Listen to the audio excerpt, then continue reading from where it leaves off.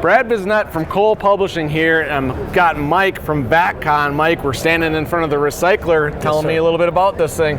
What's great about this truck, Brad, is that this is a Vac-Con combination sewer cleaner with recycling capability. Okay. Right. We partnered with Dietmar Kaiser out of Germany. They've been around for a while? Yeah, 30 years proven technology. Okay.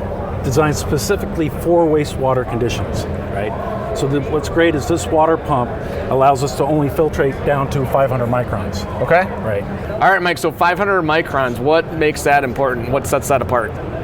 What sets us apart from the competition, Brad, is that we only have to filter down to 500 microns, whereas our competition is using a freshwater pump and they have to filter even lower. Okay. Some down to 40 microns, which is like a grain of sand. Okay, so is the fresh water and gray water is staying completely separate? Okay. Right, so we've got on board 1,000 gallons of fresh water, and we use our debris tank as our gray water vessel. Okay. Right. Excellent. Tell me more about that filtration system you mentioned. Okay, so we've got a stainless steel perforated wall that's going to separate the heavier material, and then behind that we have a stainless steel barrel screen that we use a backflush for.